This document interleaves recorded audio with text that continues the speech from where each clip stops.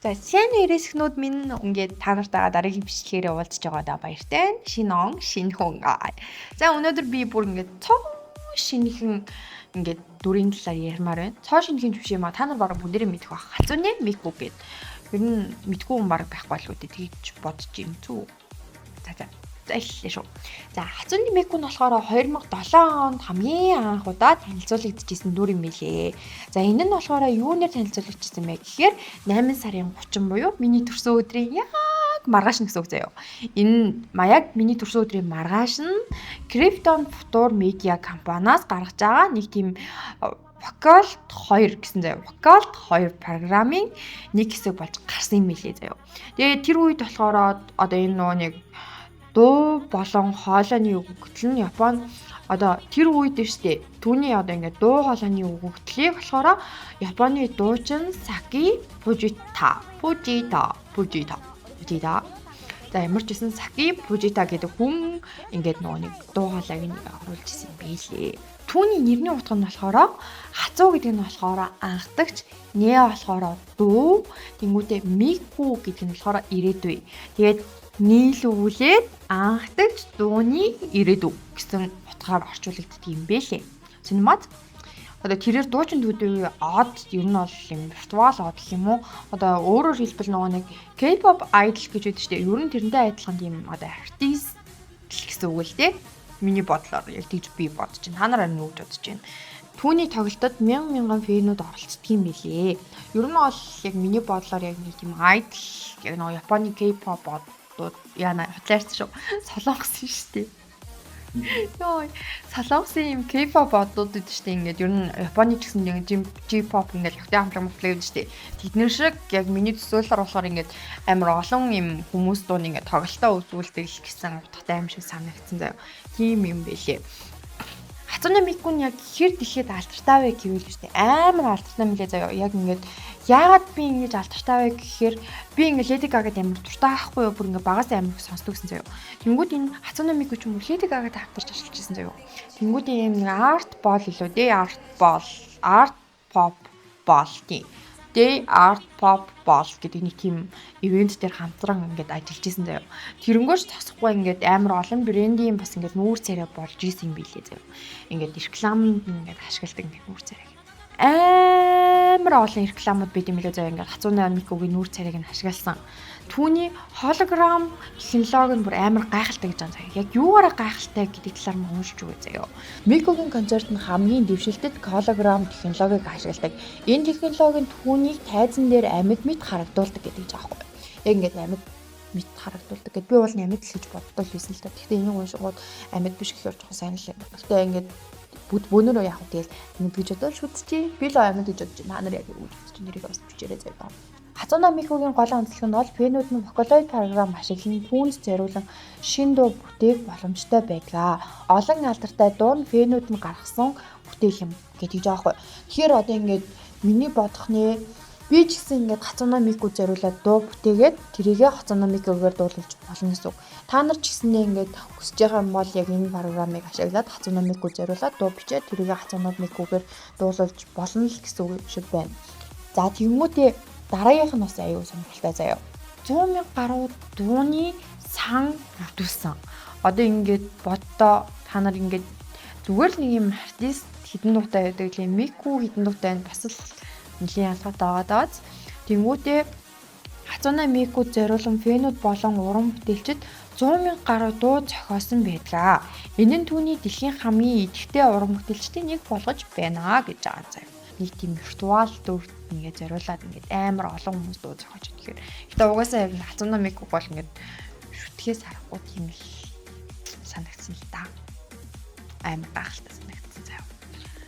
За одоо ингээд түүний дүр төрхөн заяа дүрслэл болсон гэж байгаа. Хацууны Микугийн одоо дүр төрхийг хэн бүтээсэн талаар ярилцъя заяа. Ингээд хамгийн алдартай нь юу нь бол ингээд одоо юугаараа таньж болох вэ гэвэл цэнхэр үсээр нь таньж болно шүү дээ. За цэнхэр үс заяа загварын хувцсалтыг нь заяа К хэмээх за цэнхэр үс болон загварын хувцсалтыг нь К хэмээх уран бүтээлч зураач зурсан мэт юм байна. Түүний дүр төрх нь болохоор косплей соёл томоохон нөлөө үзүүлсэн байдаг гэж байна. За тэнгүүтээ боломжгүй зүйлсийг боломжтой болгосон. Өмнө нь хэлсэн шүү дээ. Ингээд одоо ингээд түүнд зориулаад ингээд бүр ингээд амар их дуу зохиосон байдаг. 100,000 гаруй ингээд дуу зохиосон байна гэд боддоо. Тэнгүүтээ энэ одоо Хацуна Микун дижитал хувьслын заяа технологийн хязгаарыг ингээд давцсан байгаа байхгүй. Тэнгүүтээ бүр ингээд урлагийн хязгаарыг давцсан байхгүй. Ингээд технологи урлаг гэхэд боддоо ухаантай хүн хөөрхөн хүүхдийн дундаас гарсан хүүхэд. Тийм л гэсэн үг. Миний гарвал та нар яг юу гэж ойлгож байна. За одоо энэ боломжгүй бодтой болгосон зүйлийн талаар яг ингээд би та нарт уншиж өгье заяа. Амар ойлгомжтойгоор. Сая бол миний ойлгосон заяа. Вокал программын нэг хэсэг болгож зөвхөн жижигхэн хэрэглэгчдийн дундал ашиглагдана гэж тамгалж ирсэн. Одоо ингээд Микуг тийм амар амжилтанд хүрнэ гэж хинж бодож байгаагүй гэсэн үг байхгүй юу? Тэгсэн чинь Мику бүр ингээд дэлхийд даяараа бүр амар алдартай болсон гэсэн үг. Та нар амар сайн хичээх юм бол яг ингээд Хацуна Мику шиг ингээд боломжгүй зүйлсийг бодтой болгож чадна. Ер нь бол яг миний харж гисэн юм байдаг байхгүй юу?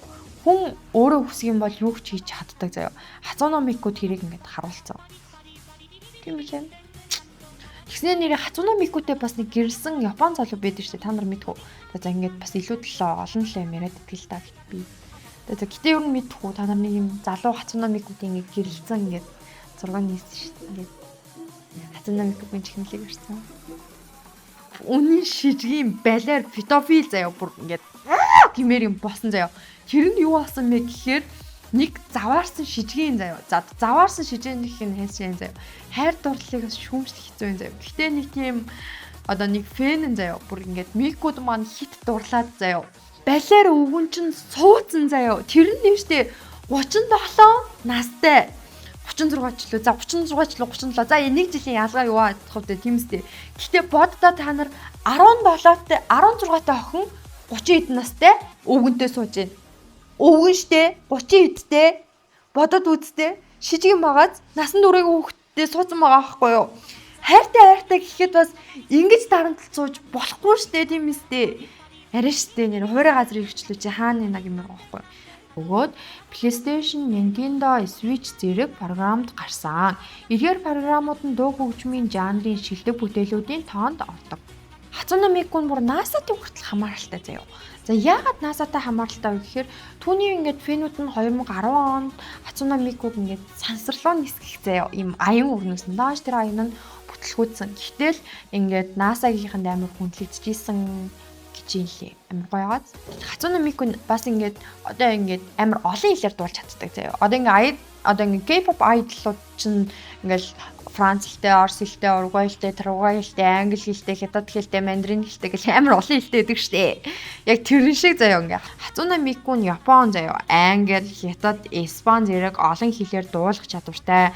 Энэ нь түүнийг дэлхийн өнцөг болон бүрт хүрэх боломжтой болгосон гэж анзаа. Хацуна Микугийн төрсөн өдрийг жил болгон ингээд фэнүүд нь тэмдэглэдэг заяа. Фэнүүд нь жил бүрийн 8 дугаар сарын 31-ний өдрийг Хацуна Микугийн төрсөн өдөр ийм баяр ёслол болгон тэмдэглэдэг. Энэхүү өдөр нь олон улсын хэмжээний арга хэмжээнүүд зохион байгуулдаг гэж байгаа заяа. Дижитал цувралууд байгаа заяа Хацуна Микугийн талаар заяа. Хацуна Микун зөвхөн хөгжим бус комик, ном, аним цуврал, кинонд дүрслэгдсэн. Жишээ нь түүний комик цуврал нь болохоор Мику Даю гэд бас ингэж ер нь аюу алдартай байдаг гэдэг жан заяа. Би гэхдээ энэ Мику Даюг нь уншиж үзээгүй л дээ. Та нар уншиж үзсэн хүн байвал бас бичиж болно шүү. За комент хэсгээр нь. За Микугийн өмсний үнгийг сонгосон шалтгаанаас амар сонирхолтой заяа. Ямар шалтгаантай сонгосон бэ гэхээр одоо ингээд Yamaha DX7 гэдэг нэг тийм юм Casio төгөлтөр хурд байдаг заяа. Яг тэрний одоо ингээд логотой заяа. Ингээд ижил төстэй өнгөтэй байхаар ингээд одоо им сонгосон санаанаас ингээд одоо ингээд тэрний логоны санаанаас одоо ингээд Микугийн усны өнгийг харж агаад энэ ямар гоё өнгээ Мику ч нэрээ юм гоё олголоо штэ гэж сонгосон юм шиг л сонирхолтой байна. Микуг анх ингээд концертыг хийж яхад нь хүмүүс түүнийг яг ингээд амьд хүн гэж бодож байсан. Микугийн хамгийн анхны концерт нь болохоор 2009 онд болсон. Анхны холограм концертод оролцсон олон үзэгчид Микуг виртуал биш бодит хүн гэж андуурсан тохиолдлууд бий. Энэ нь тухайн үеийн холограм технологи нь гайхалтай байдалтай холбоотой гэж анзаа. Ер нь ингээд хамгийн анхны холограм од штэ. Тэнгүүд ингээд хамгийн анх ингээд хүмүүс тоглолтоо хийж яхад Микуг бодит юм байна гэл. Одоо ингээд бидний бас санахаар одоо эдрийг нь нэг ингээд хамгийн анх ингээд нэг виртуал модельтэй ингээд үерхэж байгаа гэсэн нэг тийм шуум яваад зургууд нь инстаграмаар явуулчихсан. Тэрийг ч гэсэн бид нэг бодит хүн гэж бодож ирсэн шүү дээ. Яг тэрнтэй л адилхан гэсэн үг л дээ.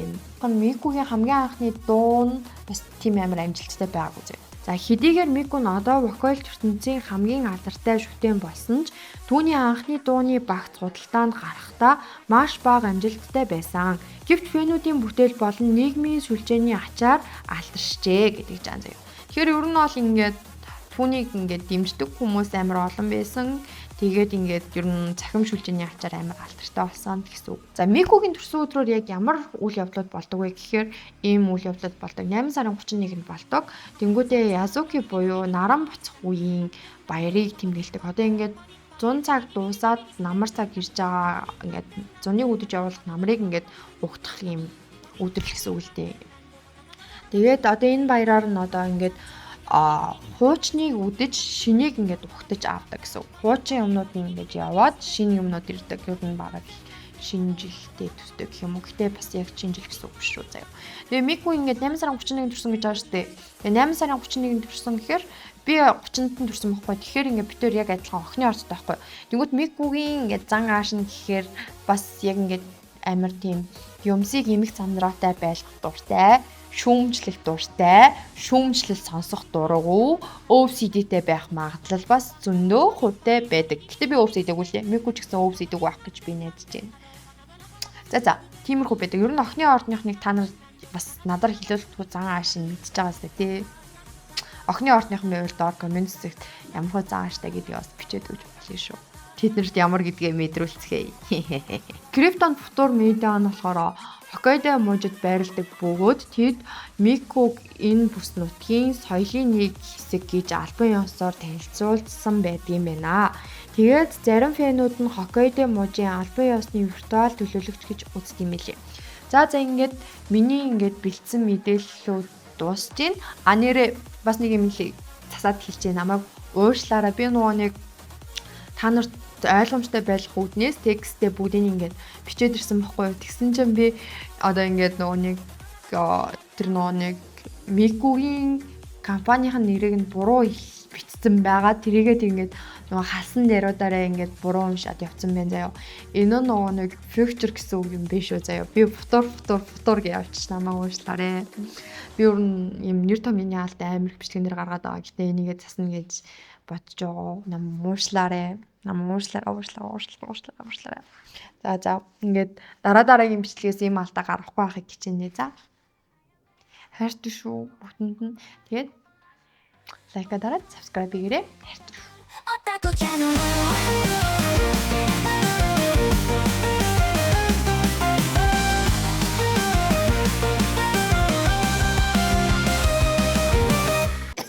Энэ ханаад яах вэ? Та нар дулаан хувцалж явж байгаараа заяа. Начиг ханаад өгч болохгүй шүү. Бие сайн бодоод аарч угаад цэцэг нуугараа заяа.